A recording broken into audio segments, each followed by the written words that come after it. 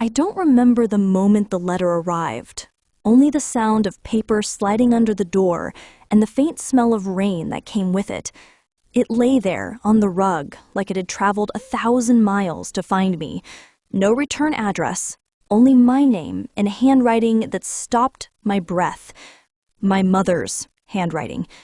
She'd been gone for years, vanished one ordinary morning, leaving nothing but a coffee cup in the sink and a note that said, "I need to find who I am before I can be your mother again." That was over a decade ago. I'd built a life around that emptiness.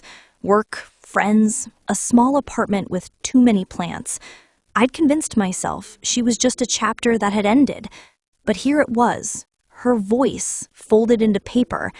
I sat on the floor and stared at the envelope for a long time before opening it. Inside was a single sheet, soft from travel. The ink had bled slightly, like tears had touched it somewhere along the way. My dear Eleanor, if you're reading this, it means I finally found the courage to send it. I've crossed places I never dreamed I'd see, met people who reminded me that running away doesn't always mean escaping. Maybe someday you'll understand why I left. Until then, know that every mile I walked carried your name. That was all. No explanation, no address, no date. Just a whisper from another life. For days after that, I carried the letter everywhere, on the subway, to the office. Even when I went jogging at night, it felt like it might dissolve if I put it down. People around me went on with their ordinary days, laughing into phones, hurrying through traffic lights, while I lived in two worlds at once, the one where my mother was a ghost, and the one where she might still be out there, waiting. That weekend, I cleaned my apartment the way people do when they're trying to clean their thoughts. In a drawer I hadn't opened in years, I found an old map she'd once used to plan our childhood road trips. Faded lines, notes in her tidy handwriting, small towns, rest stops, beaches we never reached. That's when it began, the pull to follow those marks like breadcrumbs. I left everything for a while, took unpaid leave, packed light, and told no one except my neighbor who feeds my plants when I travel. There was no destination, just the map and the letter. I sat there for hours, watching the sea move under gray clouds. It felt like my mother was close, but hidden just behind the horizon, breathing through the waves. The next town on her map was inland. Dusty streets, a market square, music playing from somewhere unseen. I followed the smell of roasted coffee to a small bookstore cafe. Inside, a man around my mother's age was arranging postcards on the shelf. When I asked if he'd known her, he studied me for a long moment. "She wrote poems," he said finally, "about distance, about how love travels faster than regret." He turned one of the postcards around. On the back, in the corner, were words written in my mother's handwriting again. "To whoever finds this, forgive yourself before you forgive anyone else." I bought that postcard and slipped it into my journal. That night, I dreamed of her, sitting in a train window, smiling softly, but the train never stopped. When I woke, I realized I was crying. The kind of tears that feel ancient, as if they've been waiting inside you for years. On the third week of my search, I reached a mountain town, marked with only a single word on her map: breathe. I rented a small room above a bakery.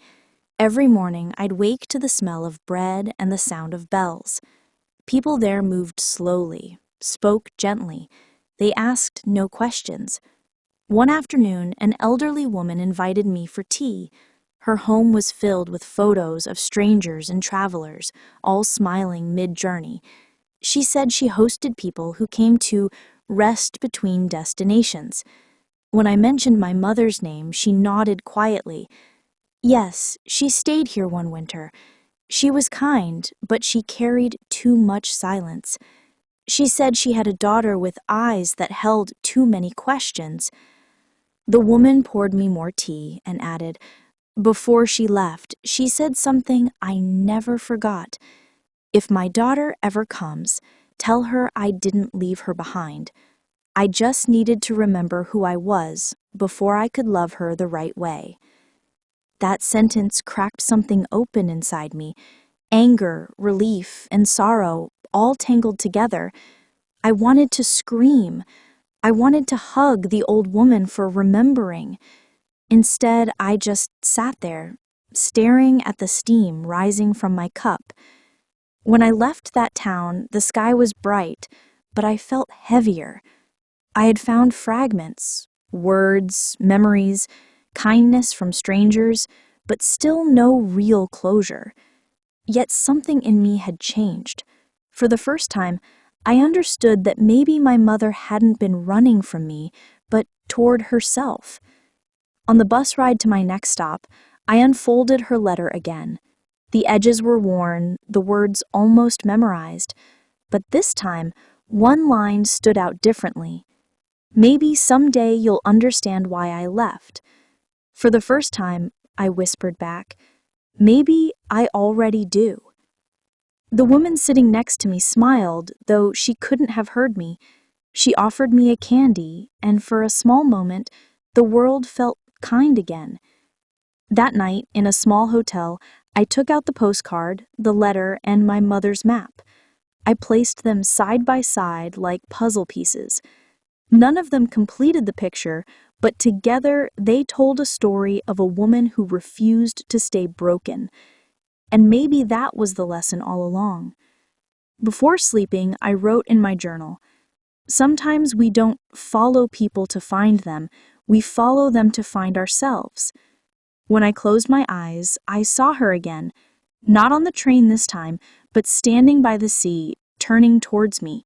She didn't speak, she just smiled and pointed somewhere behind me toward the light of home. I woke with that image still burning inside me. Tomorrow, I decided, I'd stop chasing ghosts. I'd start listening to the silence she left me, to the places that remembered her, and to the version of myself that was still becoming whole. It's strange how silence can become a language of its own. For weeks, I'd been moving through places that spoke my mother's silence better than I ever could.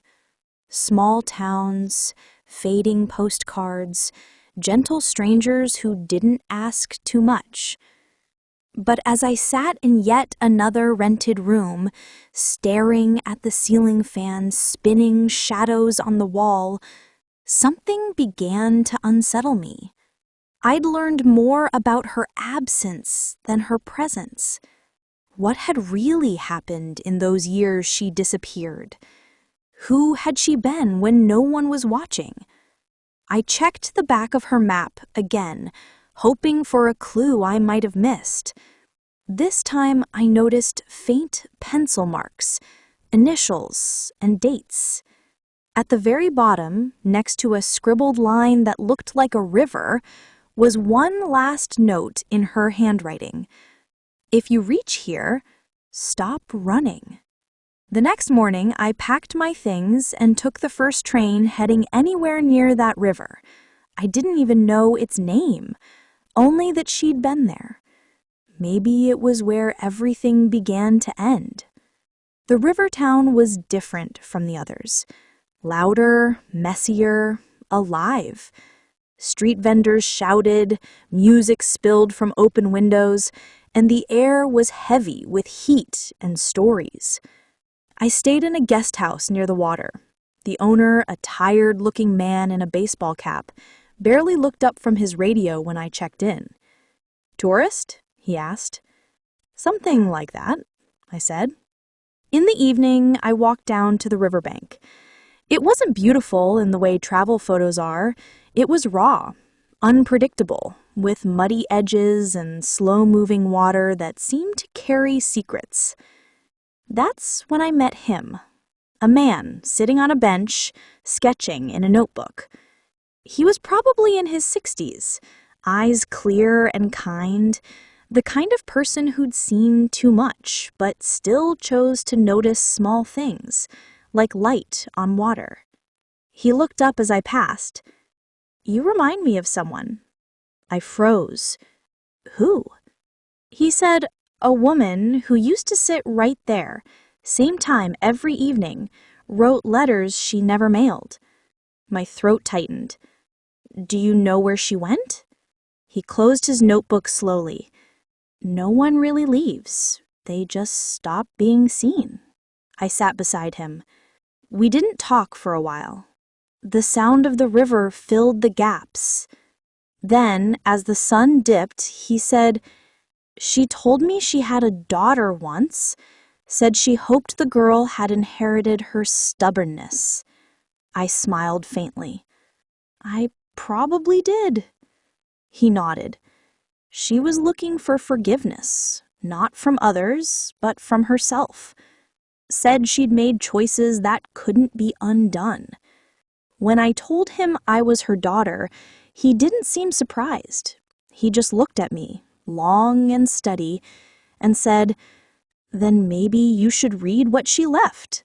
From his bag, he pulled a small, weathered notebook. He told me to give this to the one who came looking. My hands shook as I took it. That night, I opened it slowly. The pages were filled with short reflections, sketches, and thoughts. Not quite a diary, not quite letters. Some days, I believe leaving was brave. Other days, I think it was cowardice dressed in freedom. The world doesn't forgive mothers who break the story their children want to believe. If she ever finds me, tell her she was never the reason I ran. She was the reason I survived. I read those lines over and over until the words blurred. For the first time, I didn't feel anger. I felt something deeper. Recognition. She had been a woman trapped between wanting to live and needing to love, and somehow couldn't manage both. The next page had only one sentence. "If you're reading this, you've already forgiven me." I cried quietly, not out of sadness, but relief, because she was right. For the next few days, I stayed by that river, reading the notebook every night like a ritual. The old man would join me sometimes, sketching silently beside me. Once he said, "You know, she laughed a lot near the end.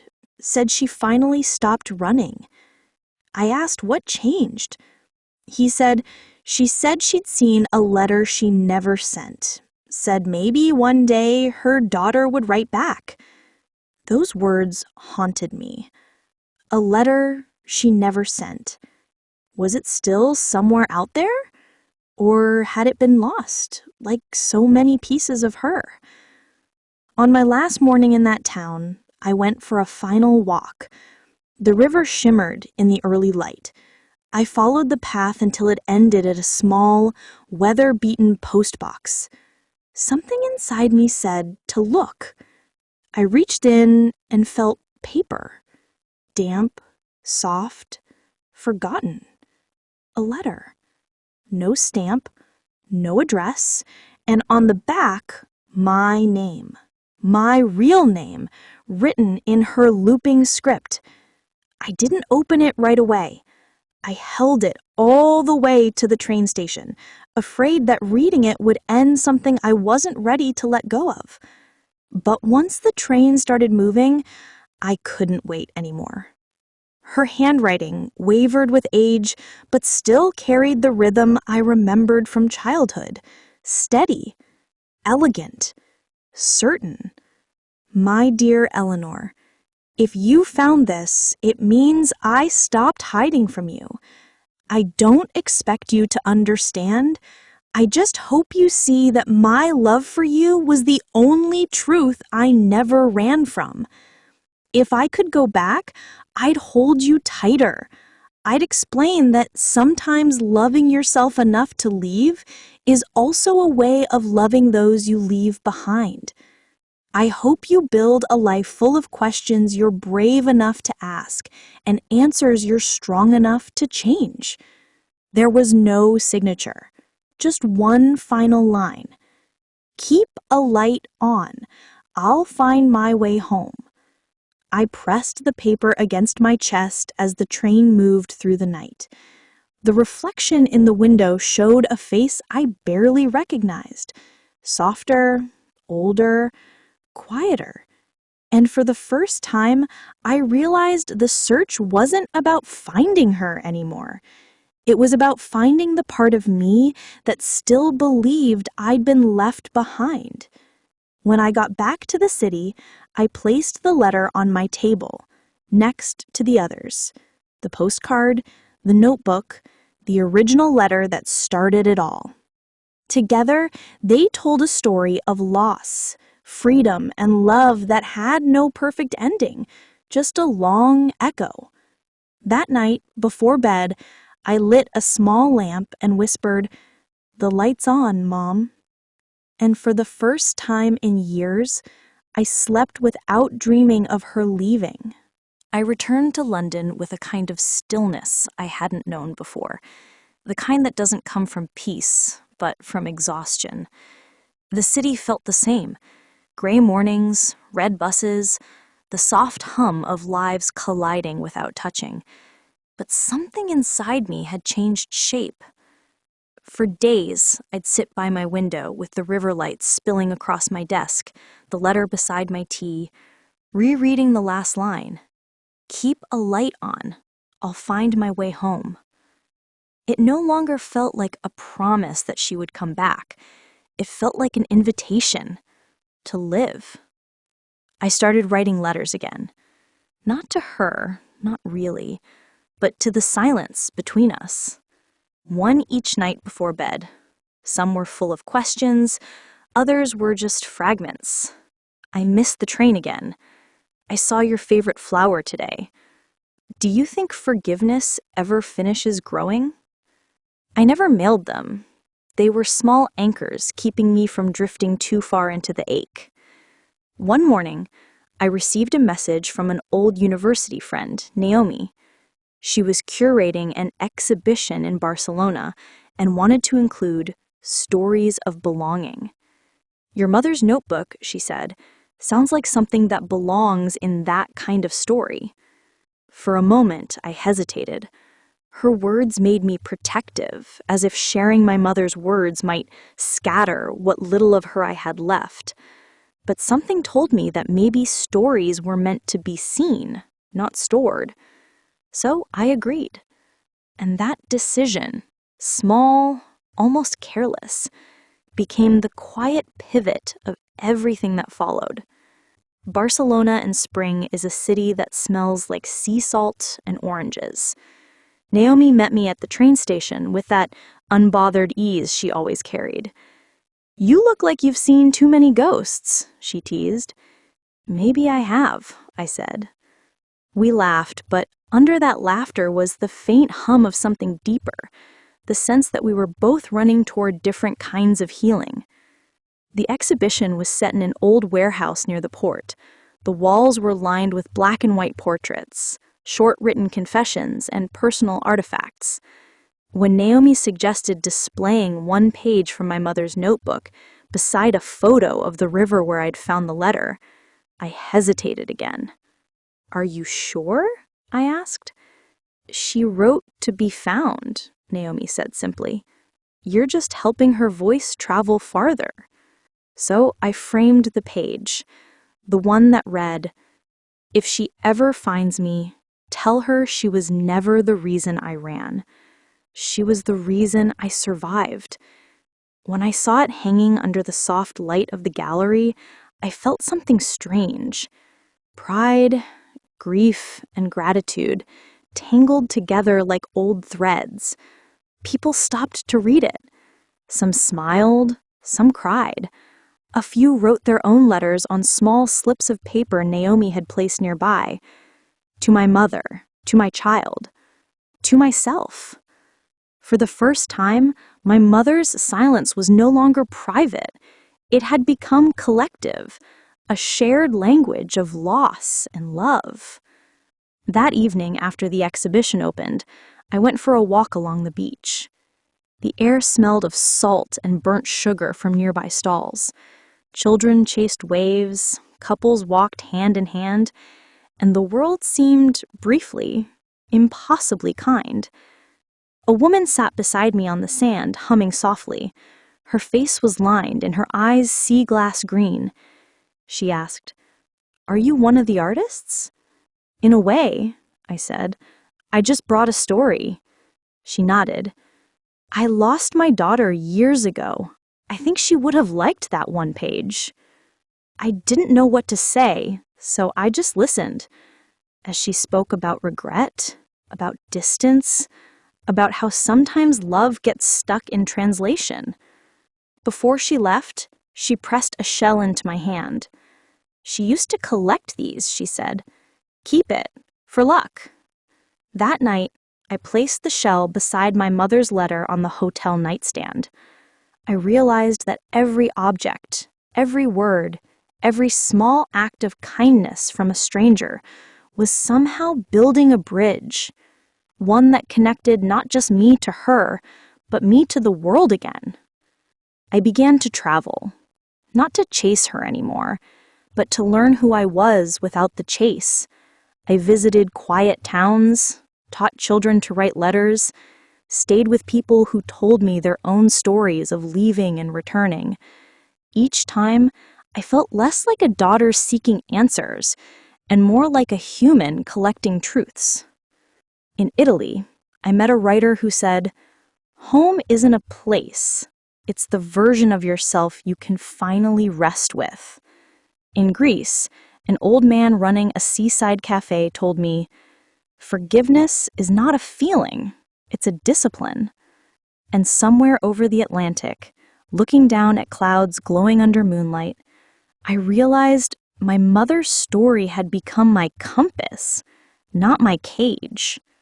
Months later, when the exhibition ended, Naomi sent me a box filled with letters visitors had written after reading my mother's note. Hundreds of them. Each one began differently, but most ended the same way. "If you're reading this, you've already forgiven me." I spent a whole night reading them, one by one. By dawn, the city outside my window was waking up. Traffic humming, birds arguing, sunlight scraping across the walls. I smiled, tears in my eyes. The world had answered her. It's been 2 years since Barcelona. I'm back in London now. The same apartment, the same window overlooking the same restless river. But it doesn't feel like the same life. There's more stillness in my mornings now.